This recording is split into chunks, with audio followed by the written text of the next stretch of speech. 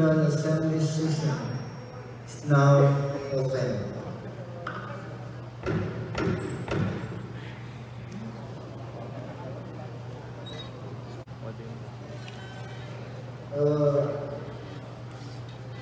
Yan ko di Secretary, Madam Benito, Slima Benito, to present to me the first resolution that has been mentioned this afternoon. The first resolution. Only the title of the resolution. Thank you, Chairman. The first resolution to be deliberated today will be the resolution reiterating the LBO position, strongly supporting the extension of Bangsamoro Transition Authority or BTA, and appealing the Philippine Congress and President Rodrigo Roa Duterte to immediately and favorably act on pending bill extending the BTA until 2025. And I call on Dr. Omra Ima as author of the resolutions. Sir? Dr. Imam is recognized.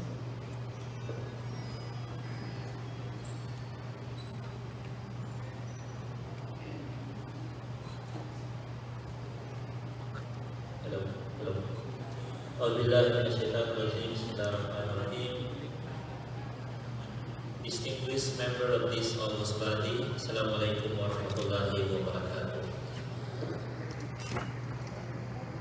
Please allow me to present to you the LBO General Assembly Resolution number 1/2021. The title is Resolution reiterating the LBO position, strongly supporting the extension of the Bangsamoro Transition Authority, BTA, and appealing the Philippine Congress and President Rodrigo Roa Duterte to immediately and favorably act on pending bills extending the BTA until 2025.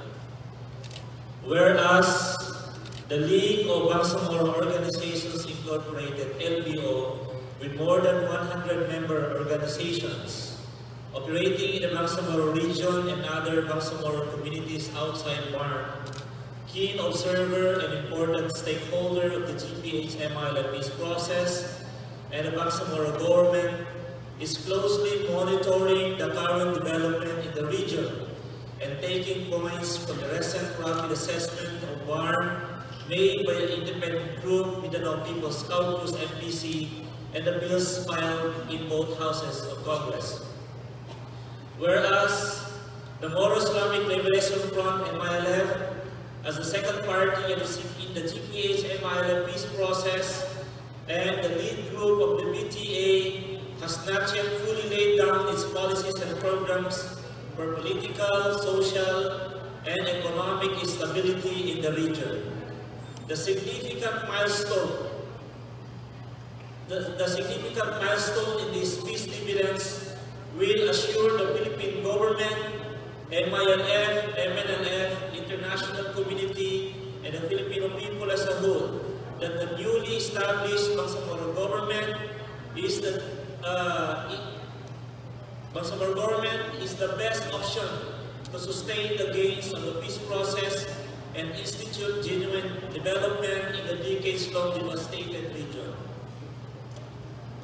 As the 3-year transition period is focused mainly on institution building disrupted by COVID-19 pandemic, only the administrative code out of 6 priority codes has been approved so far. And it is only after the completion of the 5 other codes as well as other important measures where the delivery of programs and services is fully realized and felt by every single Bangsamoro.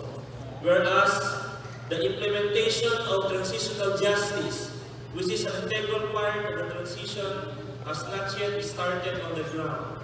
The MILF is the best partner of the government in making this implemented and later embraced by war veterans, war-torn communities, and every stakeholder whose aim is to finally seal the disparity that has been taking place between the government and the Bangsamoro people. Whereas issues on public domain, exploration of natural resources, and other revenue-generating policies and programs to sustain genuine autonomy are still too far to start with. The Bangsamoro homeland is known to have been left behind in terms of economic growth about by decades of wars and economic disenfranchisement. And improving the economy of impoverished region requires sufficient time that will let the Bangsamoro government catch up and jumpstart its economic agenda, moving for its people as it knows more how to address and be responsive to their needs. Whereas the commissioning of the MILF competence is still miles away from the agreed timeline and set goals. The 12,000 decommissioned combatants who received cash are yet to claim the bigger chunks of socio-economic package as provided for under the Comprehensive Agreement on the Bangsamoro. The GPAs must comply with all its commitments on the normalization track in order for both parties to arrive at an exit agreement, thus assuring the sustainability of peace. However, the normalization track should be parallel in implementation with the political track. Whereas the critical aspect of holding the first Bangsamoro election in 2022 shall be guided by the electoral code to be legislated by BTA, which is still far from its realization. Given that such code is legislated before the end of 2-year transition, this requires more time for massive education, campaign on the new electoral system. Failure to do so will make political exercise vague, will end up with more contentious contending parties and candidates, and worse, will establish chaotic situations in the war-torn communities. Whereas logic and existing models of post-negotiation transition government in the world would tell us that a 3-year transition is too short to address critical issues negotiated for decades. The CAB is the last bastion of the Bangsamoro and the Filipino people to finally win over the elusive peace. We cannot afford to fail. Thus, a full 6-year transition government is a must to finally establish sustainable peace in Mindanao, heal centuries-old wounds that divide us, and institute self-sustaining, economically vibrant, and politically stable Bangsamoro government, and model the Bangsamoro brand of moral governance in this part of the world. All this can only be realized with a continuous partnership with the Philippine government and the MILF through the extension of the Bangsamoro Transition Authority for the next 3 more years until 2025. Now, therefore, be it resolved, as it is hereby resolved, to reiterate the LBO position for BTA extension for LBO position strongly supporting for the BTA extension and appealing to the honorable members of the Philippine Congress and His Excellency President Rodrigo Duterte to immediately and favorably act on pending bills extending the Bangsamoro Transition Authority until 2025. Resolved further that this resolution was sponsored by yours truly, the President of National Association for Bangsamoro Education and the Vice Chair of the LBO Supreme Council. Resolved finally that this resolution be furnished to the Office of His Excellency President Rodrigo Duterte, offices of the honorable members of both Philippine Senate and House of Representatives, Office of the Chief Minister Ahud Balawag Ibrahim, and offices of the members of the Parliament Bangsamoro Transition Authority. Unanimously adopted and approved by a number of the representatives of the LBO member organizations this 30th day of January 2021 in Cotabato City during the LBO 5th General Assembly at Salim Kabusuan Cultural Complex, Cotabato City. To be certified correct by our Secretary, Ms. Muslima Benito Mais, and to be attested by Engineer Tungkubi Kagdagan, Chairman, Supreme Council, and Presiding Officer of the 5th General Assembly, and to be confirmed by Hasindi Matikayan, President. With that, Chair, thank you so much for allowing me to present the resolution number 1-2021. Thank you so much. Assalamualaikum warahmatullahi wabarakatuh. Waalaikumsalam warahmatullahi. Thank you, Dr. Imam, for the presentation of the resolution reiterating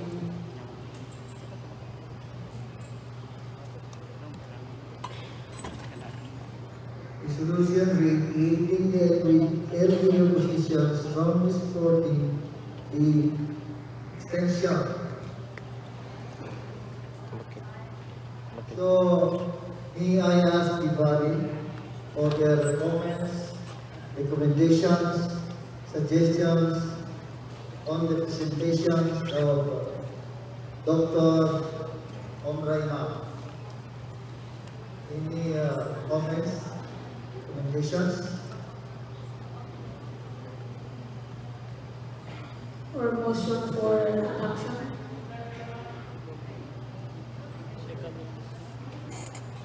Yes? Meron doon. Yes, Sir Bobby?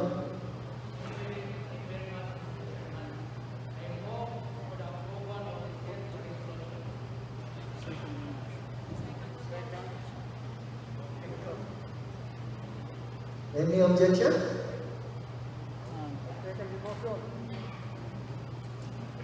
There was a move for approval of the resolution being made by Dr. Omra Imam.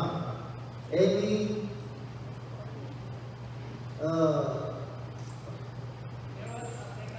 It was seconded already. yes. The motion of Brother Bobby. Yes, brother. Clarification, Mr. Chairman. Gusto kong marinig yung reason doon sa pag-adjust ng date ng ating sa resolution, di ba? Dati-rati, ang ating resolution ay until 2028 yung hinihingi natin na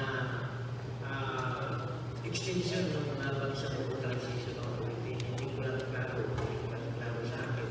Kasi originally, ang napag-usapan natin yan, since dito sa Pilipinas, ang isang politician ay pwedeng tumakbo ng 3 term. Ibig sabihin, 3 times 3 is 9 years.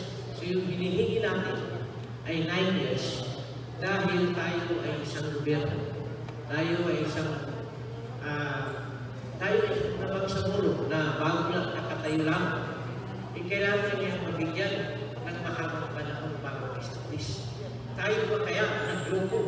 Kahit na isang politician binigyan ng privilege na mag-run sa eleksyon ng 3 terms for 9 years. Dahil ang isang term is 3 years, meaning 9 years. Originally, ang ating napag-usapan, 2022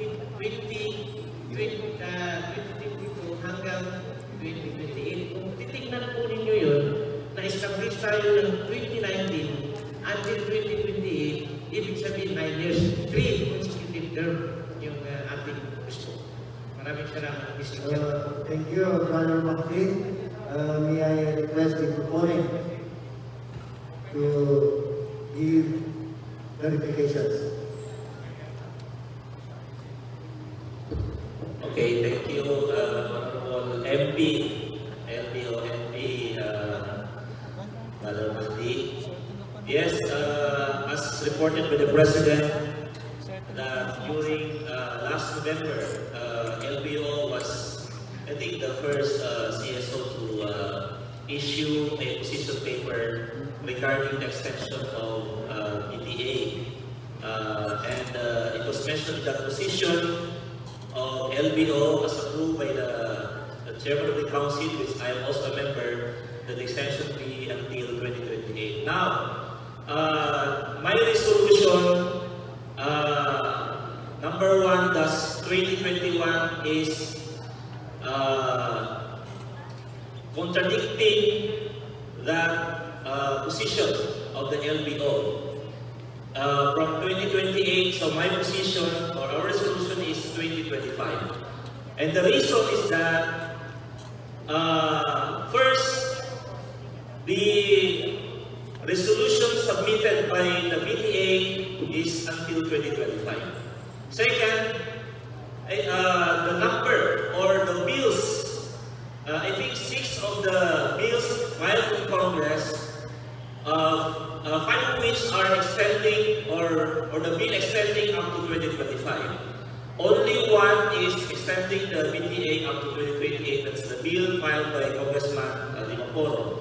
The 2 bills filed in the Senate, that is filed by Senator Coco Pimentel and Senator Gordon, also extending the BTA up to 2025. And other resolutions and other manifestos are extending the BTA up to 2025. So I think if you want the position of the LBO to be significant and to be included in the roster of those position papers supporting the 2025, we have to adjust our position to attune to the overwhelming majority positions, not less than the BTA itself is asking for 2025. So kung ang BTA ay 2025, bakit tayo 2020? So parang hindi siya doon sa position mismo ng BTA, doon sa position ng mga bill na nakapay sa Congress. So kung gagawin natin 2028, with due respect to the Supreme Council, kung gagawin natin 2028, kung mag-lista sila kung sino yung mga position na yan hanggang 2025, maalis sa listahan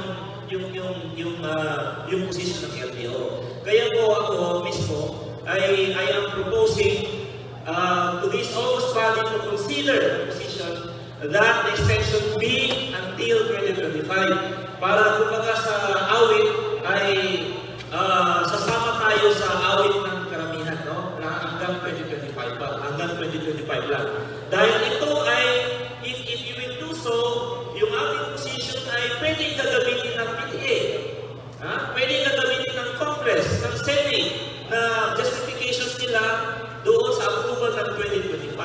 Kung gagawin natin 2025 with due respect sa Supreme Council, hindi masasali yung ating position doon sa mga justifications na dapat until 2025. And I think maraming nakakaano na baka yung mga politicians at saka ibang mga sectors, hindi sila mapayag na napakahaba ng panahon hanggang 2020. And I think even the MILF and the PTA itself ay available na hanggang 3 years lang ang pwede nilang hingiin na extension. So that's my argument.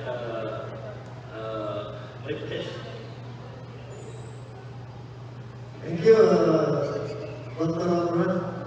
Yes, Sir Modi. Hello?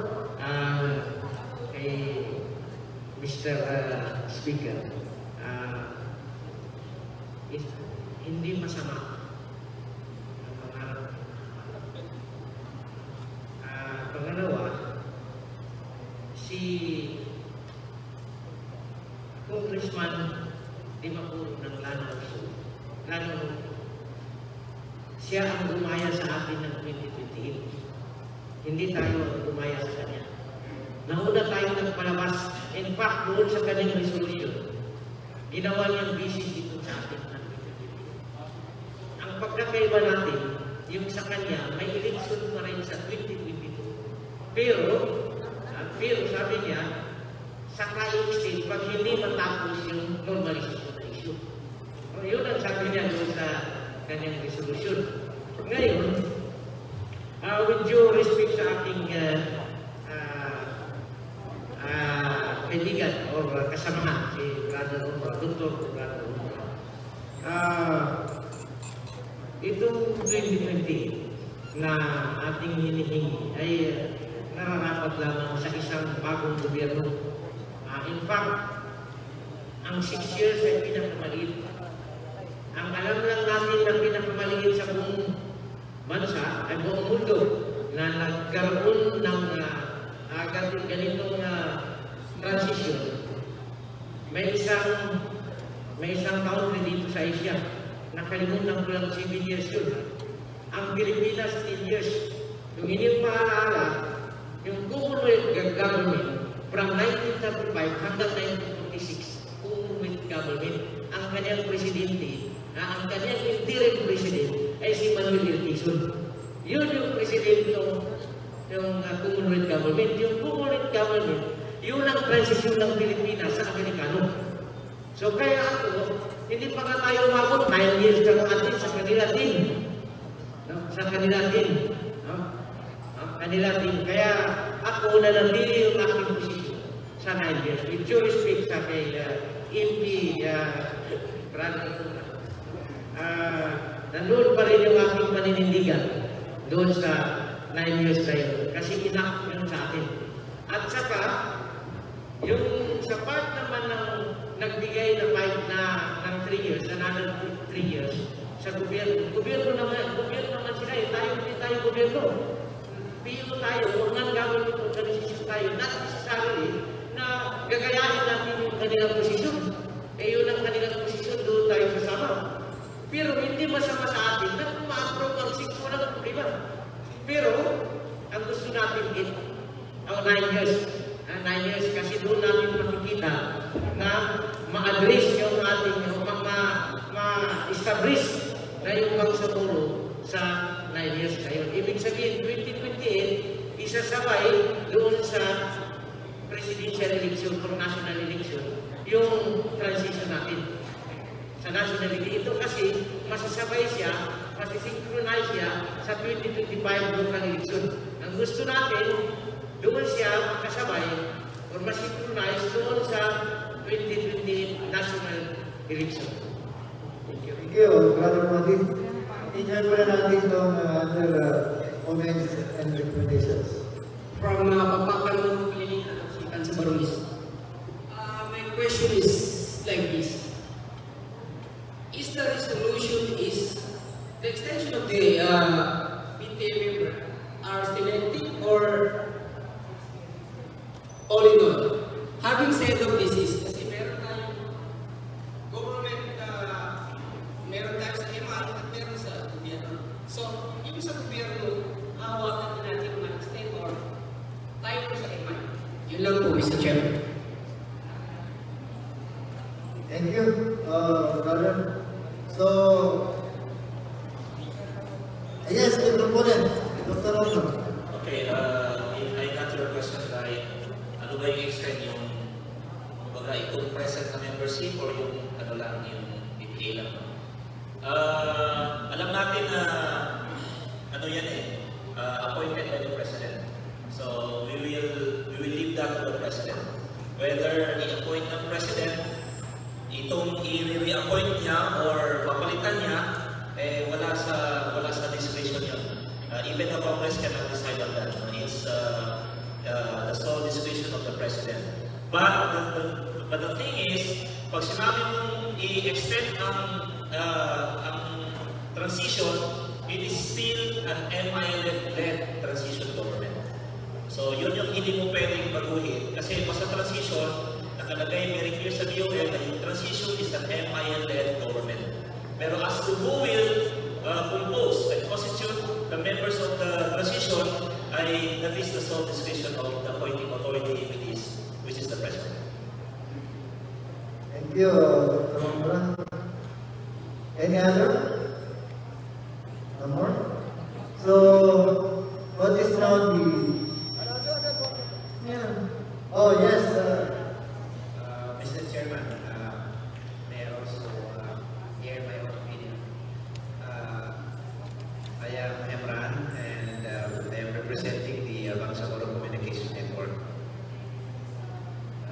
I, for one, is also for 2028, that is 6 years extension of the period of the transition of the Bangsamoro Transition Authority.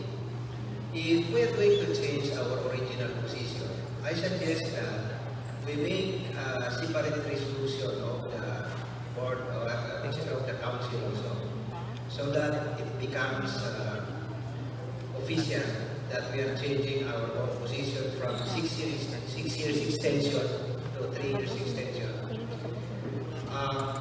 Good also from the side of Brad Pandi that our PTA led will also jump or can have a basis of the urging the upper and the lower house for extension by having our stand as reference. They can mention that even our CSOs in Mindanao are asking for 6 years extension. And why can you not give us what we are asking for, which is only 3 years? So that could be also serve as bargaining for the MILF-led PTA. But if we are considering practicality and realistic stand, that's why we are reducing it into 3 years, aligning it with the position of our congressmen and senators. And if the wisdom is more relevant to that, and who am I to oppose it? But please, as CSO, we should have a firm stand. So that's why I'm asking for a separate resolution amending the previous agreement, which is 6 years extension instead of 3 years. The 3 options are also good. But in the internal resolution that we are making, amending the original position, is that we should mention there our original position and also the advantages of having 6 years instead of 3 years. Plus, that is the more practical from our side, and we see it the more relevant to the lives of the Bangsamoro people who have been suffering from the bitter pain of the armed conflict in the Bangsamoro.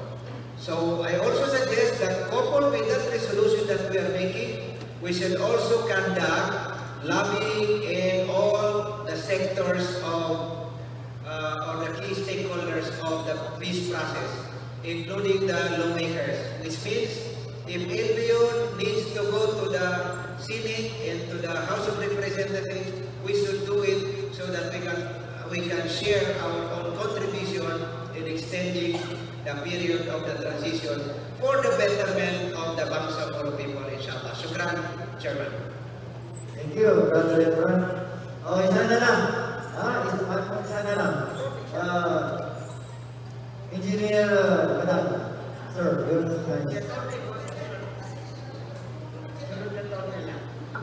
Bismillahirrahmanirrahim. Assalamualaikum warahmatullahi taala wabarakatuh. Yan namin siya sa DAS. I want to have this query. Tatanong ko sa LBO, sa council kasi, either pwede ba kami maggawa ng sariling resolution. In fact, we already drafted a resolution supporting the extension of 6 years transition. Sana ngayong araw na siyempre namin na-adjust. Pero matutuloy in a few days. So, kami magpapalabas kami ng separate resolution kami, LBO resolution, which is 6 years extension ng transition. At nilagay din namin ng provision doon na ang mga PTA appointed na mag-end sa 2022 ay ma-appoint or ang iba ay mapalitan. Lalo-lalo sa government. Not so with the MILF ng 41 representative. So, yun na namin kung kami ay magpapalabas ng sarili natin ng resolution. Pero, parang naman sa at saka, ang ipapagkatanungan, yung resolution as ordered by Ninabi, yun din ba talaga ipapalabas ng council or At yun na lang talaga, yung isa lang ang palabas na LBO. Sobra. Thank you, Engineer Madam. Nakita ko kanina si Attorney Norvin Sabat, nag-raise ng kanang kamay. Yes, you are recognized, Attorney.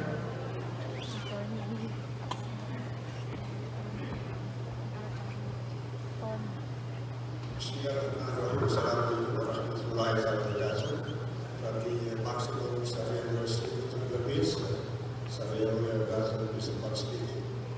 Well, kanina po ako nag-give sa discussion on the issue about the extension of the PTA. Now, it appears that the issue here is that the previous proponent of the resolution is supposed to be until 2028, which is 6 years extension, as proposed by the LBO. Now, it appears that a while ago, Dr. Ima signified and told his body in his resolution, he read a while ago that it should be 3 years.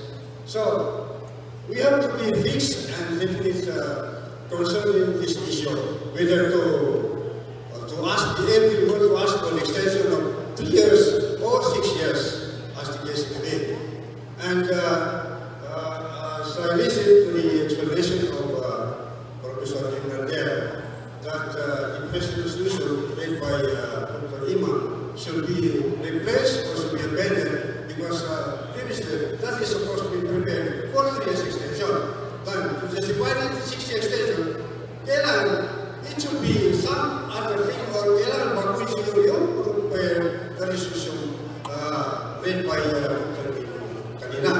Now, another question, should that be approved? Yan ba talaga ang resolution to be presented with the EBO? Or because it appears that meron pa, we will require to submit our respective resolution to be prepared and to be finalized at this point in time. So yeah, repeat again, no? So we have to be fixed on the issue. Ano ba yung stand ng LBO?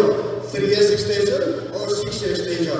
And to prepare, pinasa ni Dr. Eben, yan ang mga gagawin natin o we have to build some provision of the said resolution.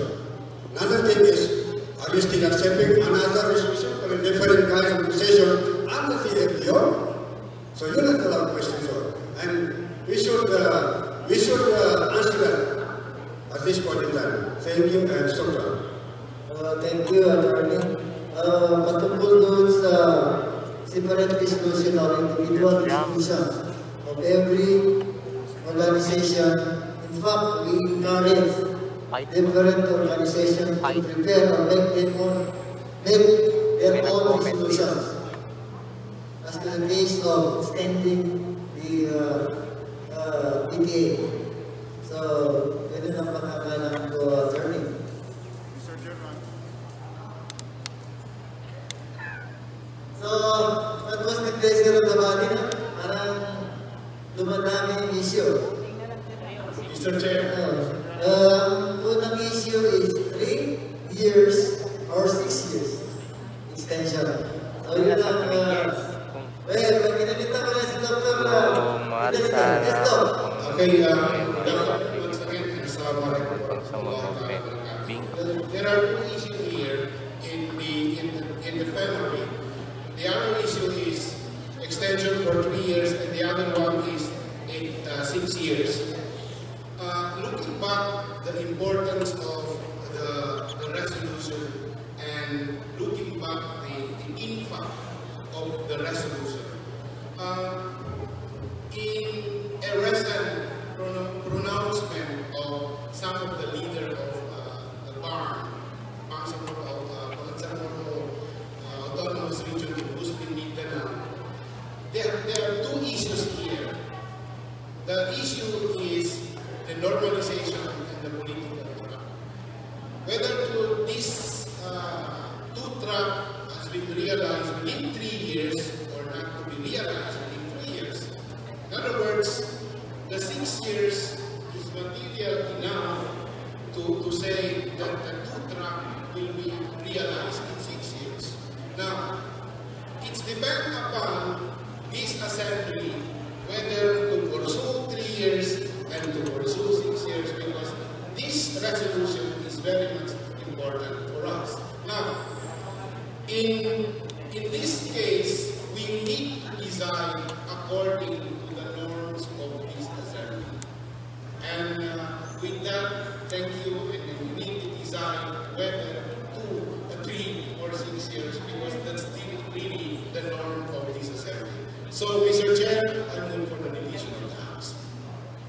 Thank you, Dr. Pinaliday. So, any other, kung sinigay dito sa pinapag-usapan mo natin, then after you, i-receive lang natin yung issue. Yes. Mr. Chairman, can you give the privilege to the participants from Jerusalem City representing the Tiscata Association? After. Thank you very much, Mr. Chairman.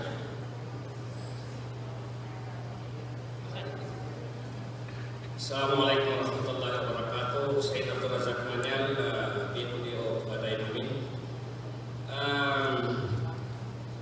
Naisip ko na if we pursue the resolution of the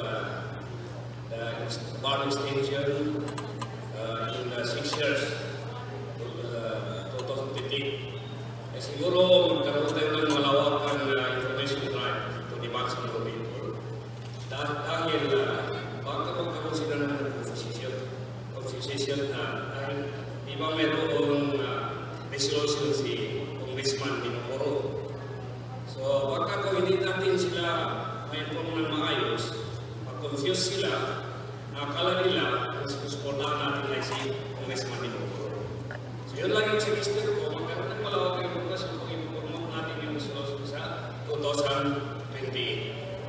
So para na sila mag-confuse na pagka-inform ng LBU itong resolution ni Congressman Pinocoro. So claro, salamat po. Waalaikumsalam. Representative from General Santos City, you're nice. Thank you, Mr. Chairman. Bismillahirrahmanirrahim. Assalamualaikum warahmatullahi wabarakatuh. I think 6 years extensions of the PDA is better than 3 years. As far as the contents and synopsis of the agreement between the government and the MILF is concerned. The very manifested example is the agreement on the decommissioning. Papaano po natin masintal yung billions of money involved para sa mga MILF troops na i-decommission? Kaya ba natin yung sustain within 3 years extension? I think 6 years extension is a privilege for the Bangsamoro government. Yan po ang manifested example ay usapin sa nilalaman ng usapin ng gobyerno at ng MILF with regards to the decommissioning. Billions of money involved on such agreement. Kaya ba kaya i-sustain yun ng Bangsamoro government na may matupad ang obligation para sa mga MILF troops tungkol doon sa usapin sa decommissioning? Yun po, Mr. Chairman, I suggest the 6 years extension is better than 3 years extension and the government of the Bangsamoro.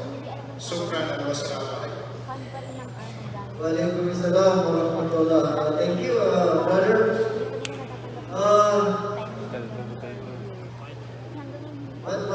What is the creation of the body? Dalawang isip yun eh. So, ang nangyayari mo, nagkakaisa tayo lahat to extend the Bangsamoro Transition Authority. Ang pinagkabatian naman natin ngayon is the number of years. The length, 3 years and 6 years. So, babalik ko ngayon sa inyo, what was the nature of the body? Yes, you are right. Since all the reasons are valid, and you have two issues, the 3 years and 6 years, so I vote for the division of the House. So, there was a move for dividing the House, and being seconded by Brother Amado. So, yes, Brother Mani, objection or no? Objection for the division of the House. Last na lang ito, Brad. Kung anong desisyon natin, importante na sabi ko ito. Kapatirin muna na negative impact sa 6 years sa dito. Kailangan naman ang bilo. Kaya ilbiwan niya, partner taman niya, kumagagat. PO or civil society organization. Kaya ko na walang negative na impact sa atin yan. Ang may negative na impact sa atin, kung pinalabas mo na, bawiin mo. Napalit ka sa media, nakapilagay, talon kayo. Kung sarinong kinitiyan mo ito, nag-i-impact, hindi pinayagan mo kayo impact ito sa ito. Kadua, niyaman political track pa na niya pagkaroon normalization track niya.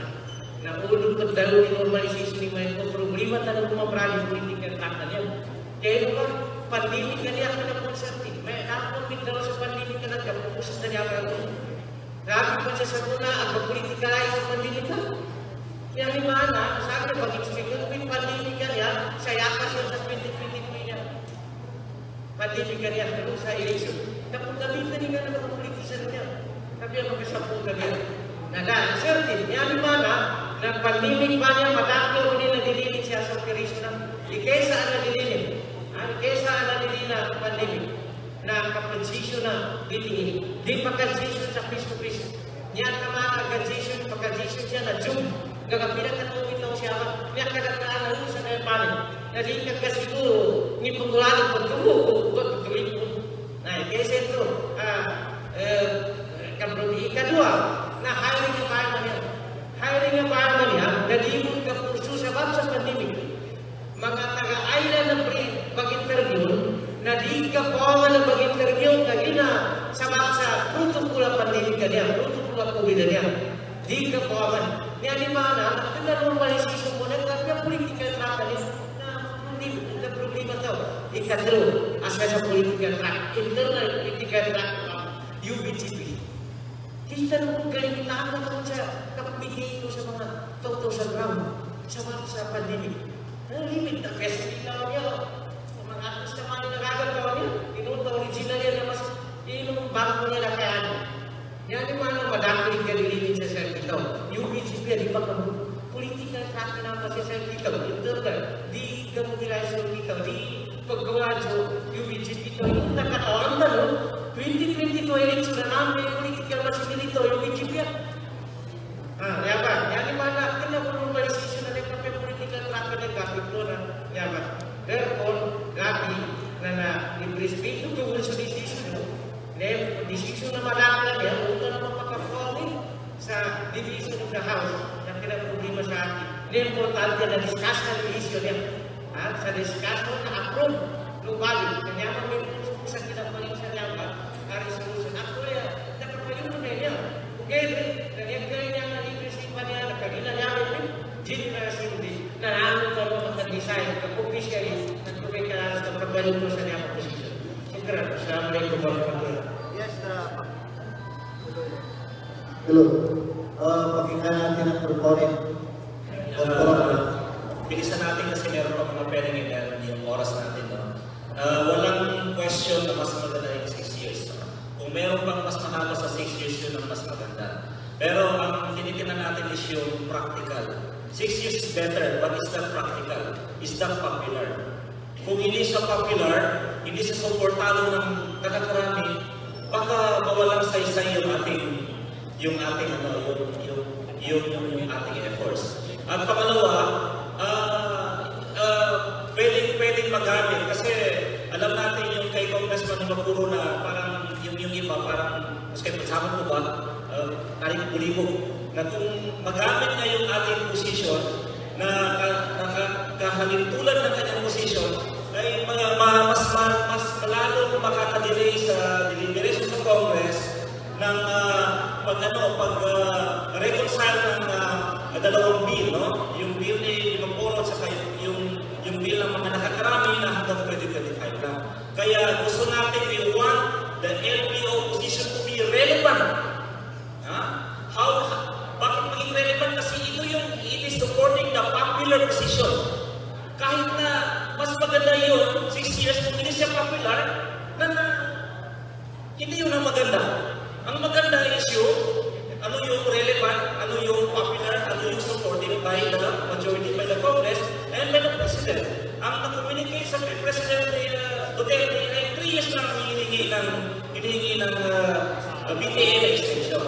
So, I think I support hindi pa yung because there are two contending position whether to 3 years.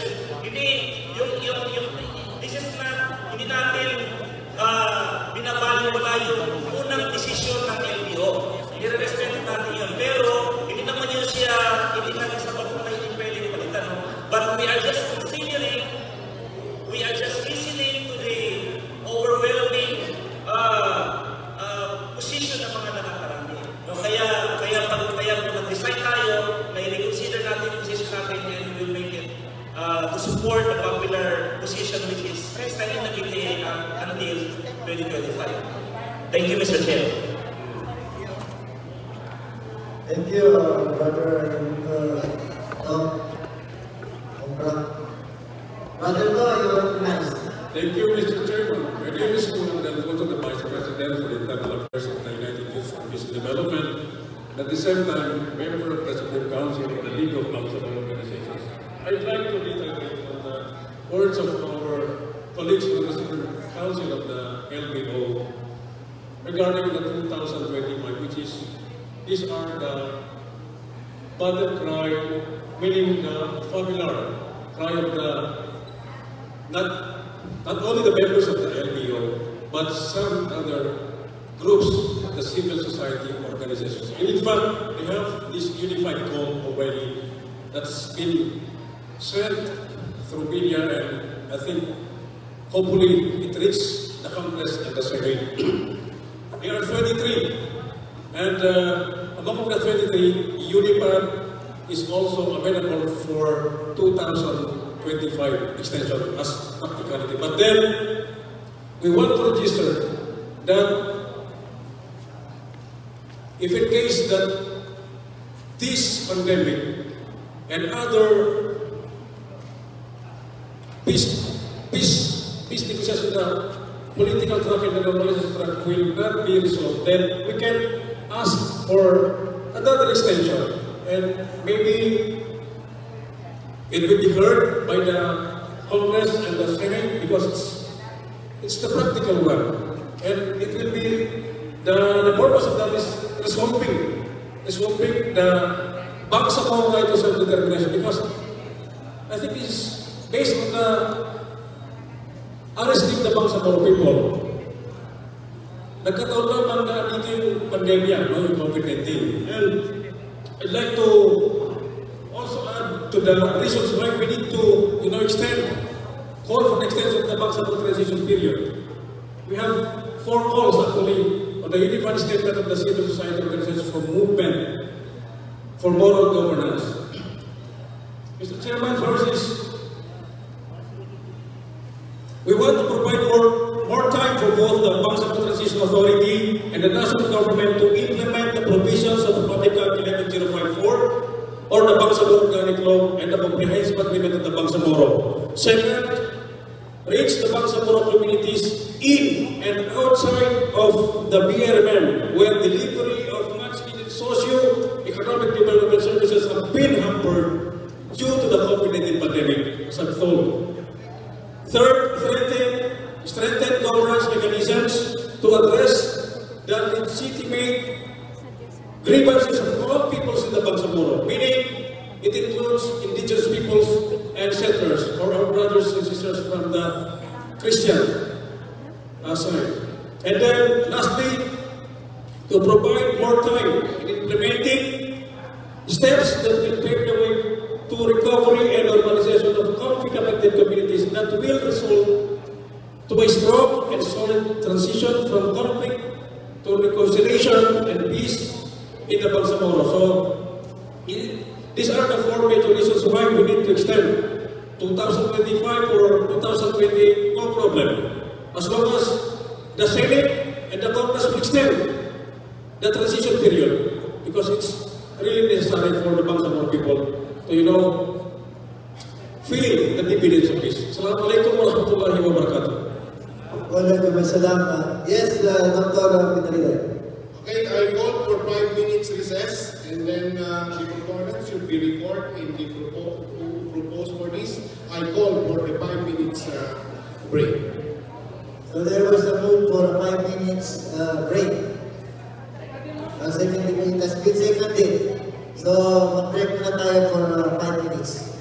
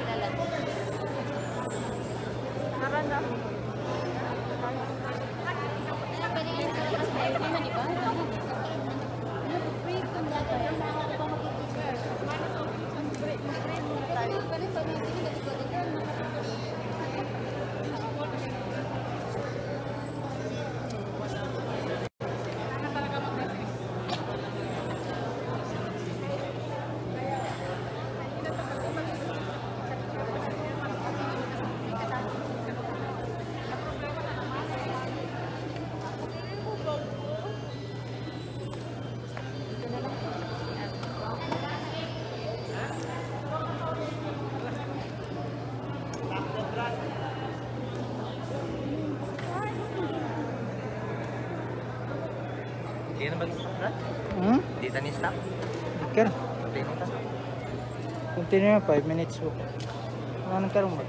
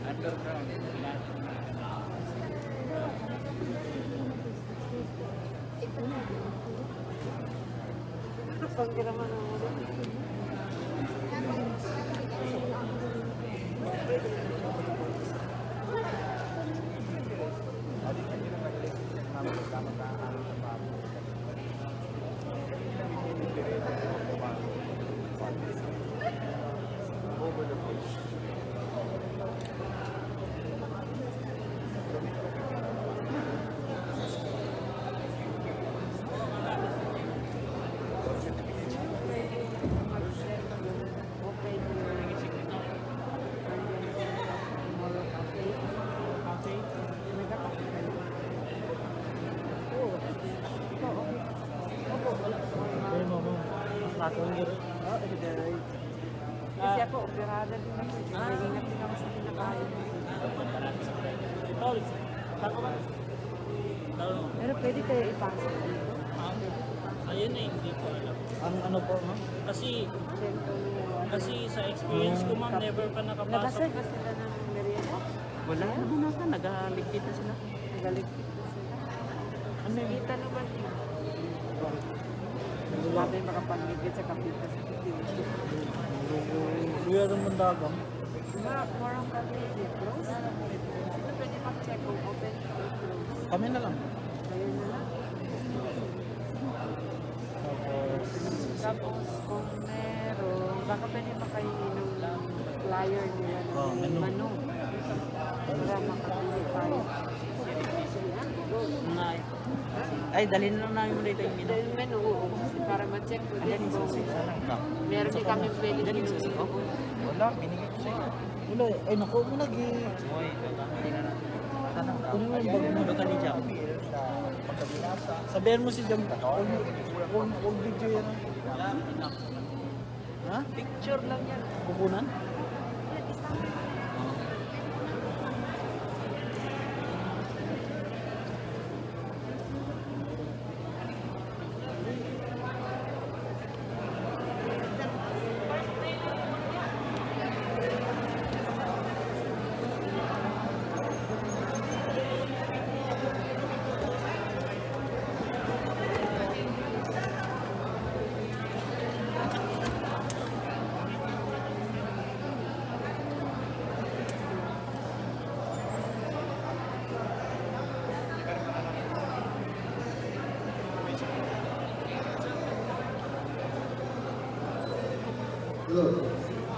Okay, ito solusyon. Marami sa mga sekretarya sa iyo. Dito naman parisyon.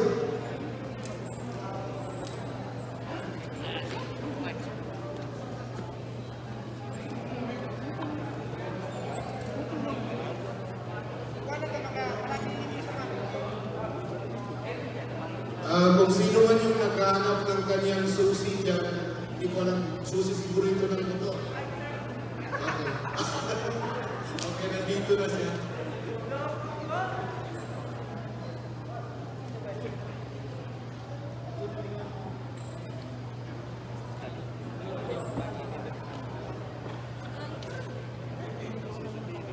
So, mga taga-parasan sa iyo, Nagkati namin sila sa malinang tanong para ma-resolve kami issue to.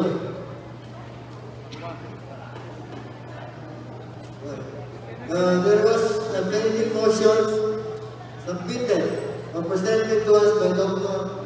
Indalina to divide the house.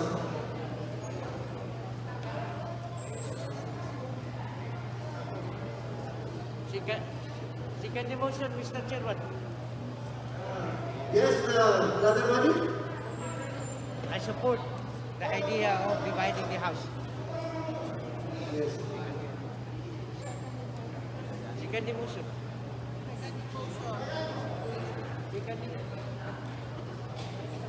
Motion. Ano?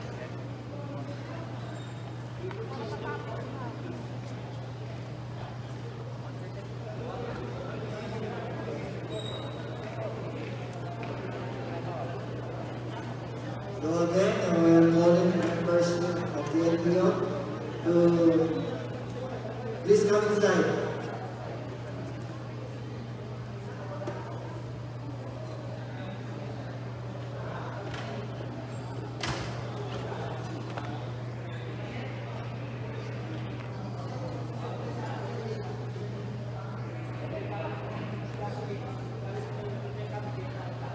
So, tapos na ito, we will resume. There was a pending motion submitted or presented to us by Dr. Indaligay to divide the house, and it's been seconded by Father Hundi. So, napapwede natin i-appoint si Vice President or extended of their facility sa dividing the house. Si Secretary ng Magakaw, Madam Muslima, Yabo Bagini-Vice at Tuan. Ito'y kapulupan ng mga ito. But the counting is by Secretary of Benito. So, tapos kami po again. Calling everybody to please come inside. Let us go on with the vocation.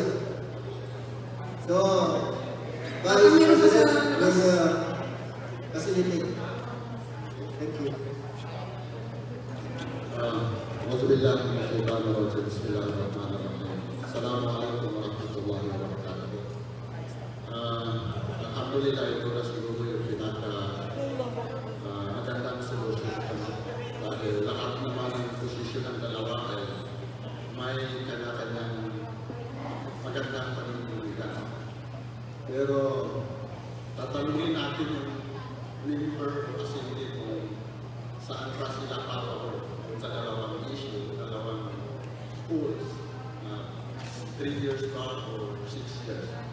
Ang unang tatanong natin is, sino sa atin ang in favor doon sa 3 years na course ng Ligo Bangsamoro Transition?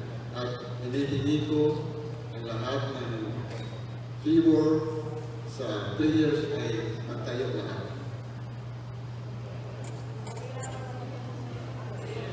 3 years. Sino yung favor sa 3 years? Okay, yung check sa likod, kung nakatayo kayo, ibig sabihin you're in favor. Okay. 3 years. Okay, walang movement para madali natin mabita. Okay, again, sino in favor of 3 years kayo? Okay. 1, 2, 3, 4, 5, 6, 7.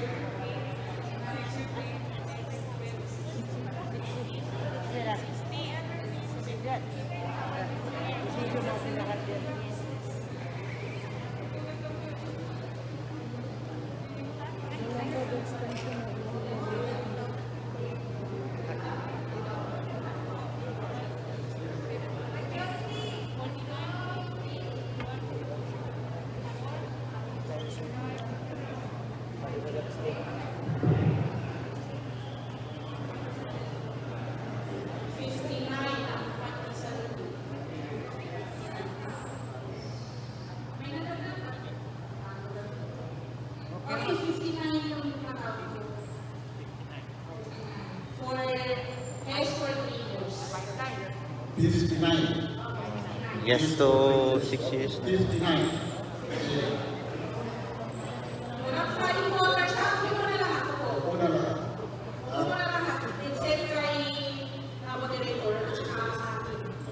Yung kasi sa likod, sir, pwede mo po muna kayo, sir, para hindi maka-confuse.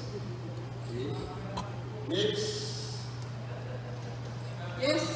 6 years. Next, sino naman yung gusto in favor sa 6 years at magtayo?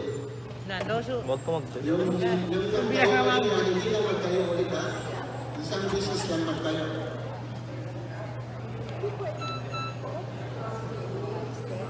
Walang flying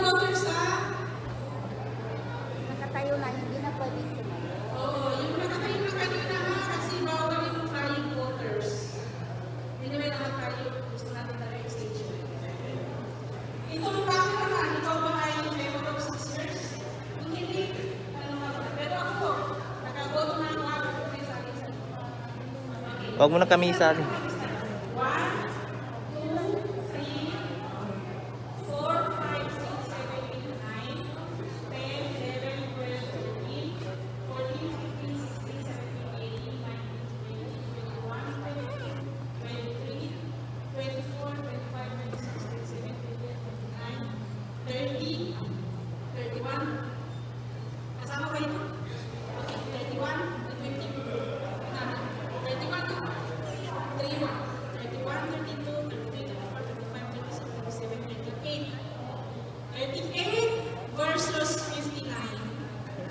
38 for the 6 years extension and 59 for the 3 years extension. Okay, thank you very much. The chairman is authorized to declare who will authorized to take the weight.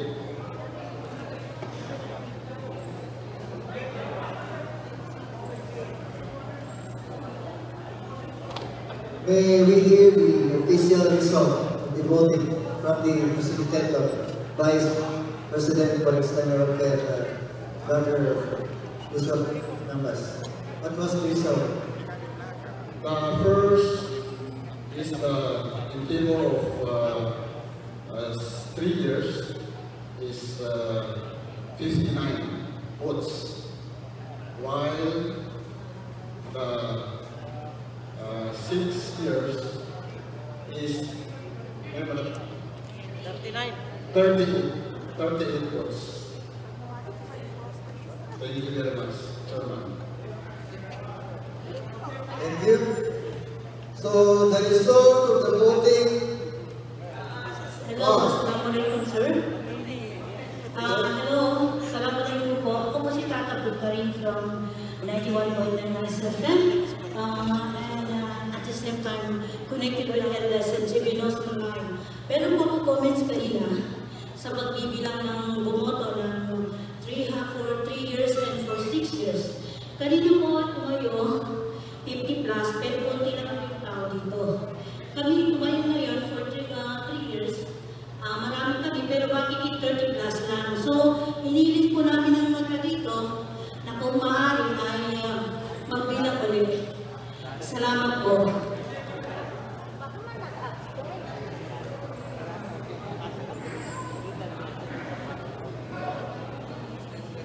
Declare na.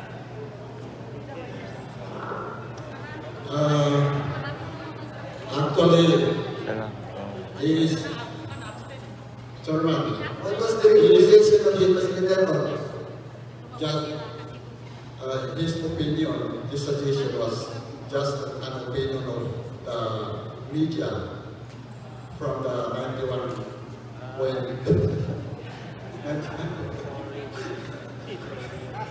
we will consider that suggestion. Thank you, Vice President. Sa grupo. Yes, Brother Manny.